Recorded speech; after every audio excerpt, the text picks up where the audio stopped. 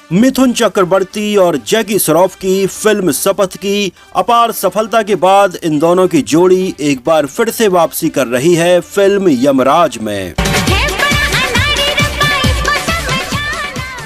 जी हां, राजीव बब्बर की आभा फिल्म्स के बैनर तले अब आ रहा है यमराज। हम करेंगे मिलके ऐश बच्चे चक जाएंगे। और इस यमराज से निपटने के लिए एक बार फिर से जोड़ी बनाई है मिथुन चक्रवर्ती और जैकी श्रॉफ ने। अरे रुपया के जोर पर बेटा बेटा कहे वाली बहुत औरतें मिल जाएं। हम सिर्फ इतना जानते हैं कि हम इस शहर का यमराज हैं। जिसमें अपने हुस्न का तड़का लगाया है मिंग बरार ने।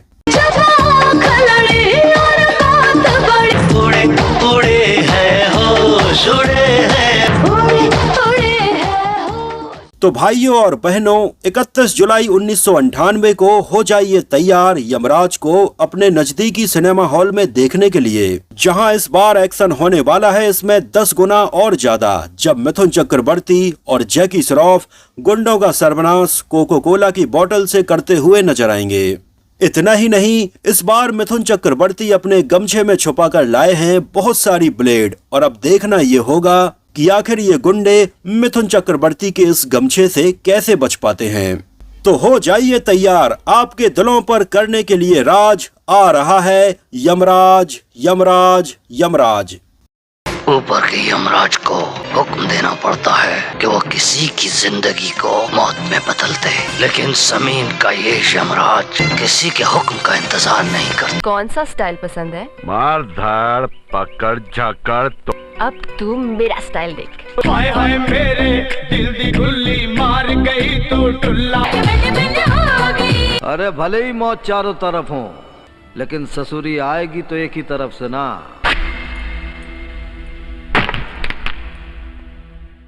सॉरी दोस्तों, पता नहीं वीडियो की स्टार्टिंग आपको अच्छी लगी है या नहीं, लेकिन जब मैं ये वीडियो बनाने के लिए दोबारा से फिल्म यमराज को देख रहा था तो मुझे काफी नॉस्टैल्जिया फील हुआ, और उस समय जो म्यूजिकल ट्रेलर फिल्मों के बनाए जाते थे उनकी याद आ गई। खासकर से अमीन सयानी जी की आवाज में जो नई फिल्मों का अनाउंसमेंट हुआ करता था वो बिल्कुल सुनते ही बनता था, जहां अमीन सयानी जी आने वाली नई फिल्म की कास्ट और क्रू के बारे में बताया करते थे, और बीच बीच में फिल्म के गाने हमें सुनने के लिए मिलते थे। वो भी क्या दिन थे और फिल्में थी जब रिक्शे पर लाउडस्पीकर लगाकर ये अनाउंसमेंट करके बताया जाता था कि फलानी फिल्म फलाने दिन आ रही है। खैर, आज के अपने इस वीडियो में हम आपके लिए मिथुन चक्रवर्ती की ऊटी फैक्ट्री की एक और फिल्म लेकर आए हैं जिसका नाम है यमराज। हालांकि फिल्म यमराज मिथुन की ऊटी फैक्ट्री में बनने वाली रूटीन फिल्मों से थोड़ी अलग थी, और इसमें मिथुन का किरदार और उनका लुक भी अलग था। जहां मिथुन चक्रवर्ती इसमें हमें एक बिहारी बने हुए मूछें लगाए हुए अपने गले में एक गमछा डाले हुए नजर आए थे।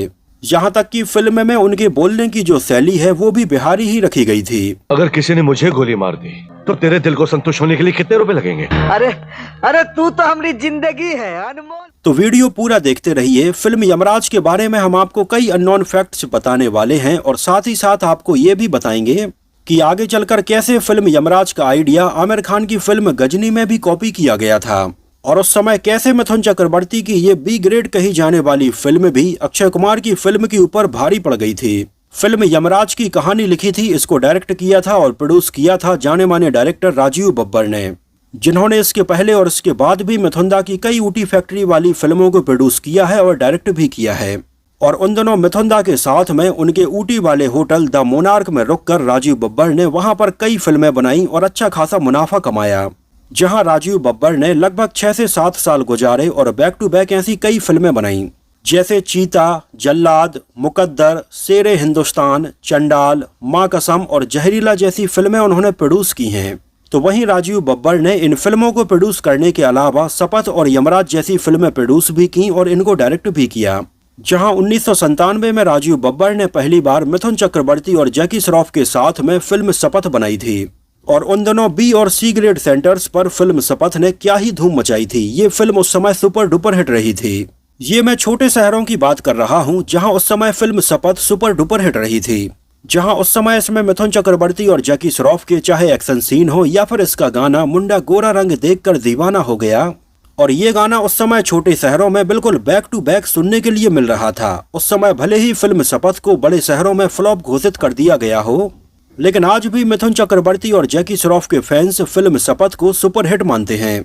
और उस समय फिल्म शपथ को मिली इतनी सफलता को देखते हुए तुरंत राजीव बब्बर ने मिथुन चक्रवर्ती और जैकी श्रॉफ के साथ में एक और फिल्म बनाई थी यमराज के नाम से, जिसमें इन दोनों के अलावा हमें मिंक बरार, स्नेहा, प्रेम चोपड़ा, किरण कुमार, गुलशन ग्रोवर, आशीष विद्यार्थी, जैक गॉड और गेविन पैकर्ड जैसे एक्टर्स नजर आए थे। राजीव बब्बर की आभा फिल्म्स के बैनर तले ये फिल्म बनी थी और म्यूजिक कंपोज किया था आनंद मिलिंद ने, और इसके म्यूजिक एल्बम में टोटल 6 गाने रखे गए थे। और अगर देखा जाए तो राजीव बब्बर की पिछली फिल्म शपथ के म्यूजिक एल्बम के कंपैरिजन में इसका म्यूजिक एल्बम बहुत ही कमजोर रहा था, जहां ओवरऑल फिल्म यमराज के म्यूजिक एल्बम में से 1 या 2 गाने ही ठीक ठाक थे और बाकी गाने तो बहुत ही कमजोर थे। ये गाने थे हम हैं ऐसे चोर, सुन मेरे बेटा, चबा के पनवा तूने, हम करेंगे ऐस, हाय हाय मेरे दिल की और उड़े उड़े हैं। जिन गानों में आवाजें थीं उदित नारायण, विनोद राठौड़, अल्ताफ राजा, जसपिंदर नरूला, सुदेश भोंसले और श्वेता शेट्टी की। चलिए एक नजर डालते हैं इसके बजट और बॉक्स ऑफिस कलेक्शन के ऊपर। तो फिल्म का टोटल बजट रखा गया था लगभग 2 करोड़ 75 लाख रुपए, और उस समय इंडिया में इसने कलेक्शन किया था लगभग 2 करोड़ 84 लाख रुपए और वर्ल्ड वाइड में लगभग 4 करोड़ 95 लाख रुपए का कलेक्शन किया था। और उस समय फिल्म यमराज बॉक्स ऑफिस पर फ्लॉप रही थी, जो उस समय लगभग 140 स्क्रीन पर रिलीज हुई थी और इसको सिनेमा हॉल में देखने के लिए लगभग 28 लाख लोग आए थे। आपको बता दें कि उस समय फिल्म यमराज के ठीक 1 हफ्ते पहले अजय देवगन और काजोल की फिल्म प्यार तो होना ही था और अक्षय कुमार और नागार्जुन की फिल्म अंगारे रिलीज हुई थी, और उस समय इन दोनों ही फिल्मों के बीच में क्लैश हुआ था। और वैसे अगर देखा जाए तो ये दोनों ही फिल्में बड़ी थीं और इन दोनों ही फिल्मों के अगले हफ्ते मिथुन चक्रवर्ती और जैकी श्रॉफ की फिल्म यमराज आई थी, जहां उस समय बड़े शहरों में तो फिल्म यमराज को ज्यादा स्क्रीन नहीं मिल पाई थी, लेकिन छोटे शहरों में इसको धमाकेदार रिलीज किया गया था। यहाँ तक कि अगर केवल इंडिया के कलेक्शन की बात करें तो उस समय फिल्म यमराज ने अक्षय कुमार और नागार्जुन की फिल्म अंगारे से 1 लाख रुपए ज्यादा कलेक्शन किया था। जहां यमराज ने इंडिया में कलेक्शन किया था लगभग 2 करोड़ 84 लाख रुपए, तो वहीं अंगारे ने लगभग 2 करोड़ 83 लाख रुपए का ही कलेक्शन किया था। जबकि अगर देखा जाए तो अक्षय कुमार और नागार्जुन की फिल्म अंगारे का बजट ज्यादा था और ये फिल्म बॉम्बे में बनी थी, तो वहीं दूसरी तरफ यमराज का बजट काफी कम था और ये फिल्म पूरी की पूरी ऊटी में बनी थी। उन दिनों बॉक्स ऑफिस का हाल कुछ ऐसा था कि फिल्म को पेश पकड़ने में कई दिन लग जाते थे। जैसे उस समय फिल्म यमराज के लगभग 2 हफ्ते पहले ही मिथुन चक्रवर्ती की फिल्म 2 नंबरी भी सिनेमा घरों में रिलीज हुई थी, और फिल्म यमराज के रिलीज होने के टाइम पर भी कुछ सिनेमा घरों में उनकी फिल्म 2 नंबरी ही चल रही थी। तो वहीं फिल्म यमराज के अगले हफ्ते ही अक्षय कुमार और रवीना टंडन की फिल्म बारूद भी सिनेमा घरों में रिलीज हुई और ये भी फ्लॉप रही थी। तो यहाँ पर गौर करने वाली बात यह है कि उस समय जहाँ बॉम्बे के बड़े से बड़े हीरो की फिल्में भी बॉक्स ऑफिस पर नहीं चल पा रही थीं, तो वहीं दूसरी तरफ मिथुन चक्रवर्ती अपनी एक अलग ही फिल्म इंडस्ट्री ऊटी में बनाए हुए बैठे थे और उनकी फिल्में धड़ाधड़ चल रही थीं। फिल्म यमराज को IMDb पर 5.4 आउट ऑफ 10 रेटिंग मिली हुई है। उस समय डायरेक्टर प्रोड्यूसर राजीव बब्बर ने फिल्म यमराज को चलाने के लिए इसमें हर वो चीज रखी थी जो उस समय लोग देखना पसंद कर रहे थे। जैसे उन दिनों मिथुन चक्रवर्ती की ज्यादातर फिल्में या तो यूपी, बिहार और मध्य प्रदेश में चलती थीं, तो इसको ध्यान में रखते हुए उन्होंने मिथुन चक्रवर्ती के किरदार को ही इसमें बिहारी बना दिया था और वो बिहारी एक्सेंट में बात करते हुए भी नजर आते हैं। और ऐसा उन्होंने इसलिए किया था जिससे कि मिथुन चक्रवर्ती के इस बिहारी वाले किरदार से लोग और अच्छे से कनेक्ट हो पाएं। इसके अलावा फिल्म शपथ में नजर आई मिथुन चक्रवर्ती और जैकी श्रॉफ की सुपरहिट जोड़ी को भी उन्होंने रिपीट किया। यहाँ तक कि उनके बैनर के तले बनी फिल्म जल्लाद में मिथुन चक्रवर्ती ने नेगेटिव रोल निभाया था और इसको लोगों ने बहुत ज्यादा पसंद किया और उन्हें अवार्ड भी मिला था। तो राजीव बब्बर ने यहाँ से भी एक छोटा सा आइडिया लिया और मिथुन चक्रवर्ती के किरदार को थोड़ी नेगेटिव टच दिया और फिल्म को हिट बनाने वाले इन सारे मसालों को घोलकर उन्होंने फिल्म यमराज बनाई थी, जो भी उस समय एक प्रॉफिटेबल फिल्म रही थी। वैसे पहले फिल्म यमराज का जो टाइटल है वो यमराज नहीं बल्कि हरफन मौला रखा जाने वाला था, लेकिन बाद में फिल्म का टाइटल यमराज रखने का ये आइडिया राजीव बब्बर का था, क्योंकि उन्हें लगा कि हरफन मौला जो टाइटल है वो मिथुन दा की फिल्मों और उनकी इमेज को सूट नहीं करता है। इस वजह से उन्होंने इसका टाइटल हरफन मौला नहीं रखा था। यहाँ तक कि हरफन मौला के अलावा एक समय उन्होंने फिल्म का टाइटल अंडरवर्ल्ड भी रखने के बारे में प्लान किया था, लेकिन फाइनली उन्होंने इसका टाइटल यमराज रखा और यमराज इसमें गुलशन ग्रोवर के किरदार का नाम होता है। और यहाँ पर गौर करने वाली बात यह है कि फिल्म का टाइटल यमराज हीरो के नाम पर नहीं बल्कि विलेन के नाम पर रखा गया था। और आगे चलकर अगर आपको याद हो तो सेम यही आइडिया आमिर खान की फिल्म गजनी में भी लिया गया था, जहां फिल्म गजनी में गजनी जो टाइटल है वो इसके विलेन का नाम था और विलेन के नाम पर ही फिल्म का टाइटल रखा गया था। यहाँ पर आपको एक बात और बता दें कि उन दिनों छोटे शहरों और गाँव में अक्सर ऐसा होता था जब कई बार तो खुद थिएटर ओनर या लोकल डिस्ट्रीब्यूटर फिल्म के अलग पोस्टर छपवा देते थे, यहाँ तक कि पोस्टर के ऊपर किसी भी हीरो हीरोइन की फोटो लगा देते थे और कोई भी नाम लिखकर उसको छाप देते थे। और कई बार इन पोस्टर्स को देखने के बाद लोगों को लगता था कि शायद ये कोई नई फिल्म आई है और लोग ये फिल्म देखने के लिए चले जाते थे, जबकि ये उनकी एक चाल होती थी। केवल पोस्टर बस नया होता था लेकिन फिल्म वही पुरानी होती थी। लेकिन फिर भी कई बार लोग इस धोखे का शिकार हो जाते थे और कई बार एक ही फिल्म 2 या 3 बार भी देख लेते थे। आपको बता दें तो उस समय फिल्म यमराज के साथ में भी कुछ ऐसा ही हुआ था। ये फिल्म साल 1998 में आई थी, लेकिन आगे चलकर इसके लगभग 2 साल बाद एक डिस्ट्रीब्यूटर ने इसके दोबारा से पोस्टर से छपवाए और कई सिनेमा घरों के बाहर ये पोस्टर लगाए गए। और ये पोस्टर देखने के बाद लोगों को लगा कि शायद मिथुन चक्रवर्ती की कोई नई फिल्म आई है, क्योंकि उस समय उन्होंने पोस्टर के ऊपर फिल्म का जो टाइटल है वो लिखा था अंडरवर्ल्ड और इसके पोस्टर के ऊपर जूही चावला और शक्ति कपूर के भी फोटो छाप दिए थे। और कई लोगों ने ये पोस्टर देखने के बाद ये फिल्म सिनेमा हॉल में देखी, लेकिन ये फिल्म यमराज ही थी, जिस पूरी फिल्म में शक्ति कपूर और जूही चावला का कहीं दूर दूर तक नामो निशान तक नहीं था। तो उस समय लोग भोले भाले थे, सीधे साधे थे, इतने ज्यादा 3-5 में नहीं पड़ते थे और कई लोग इनका फायदा उठा लेते थे। खैर वो भी एक दौर था जब फिल्मों की टिकट इतनी ज्यादा महंगी नहीं होती थी और एक फिल्म को लोग आराम से 2 या 3 बार तक भी देख लेते थे।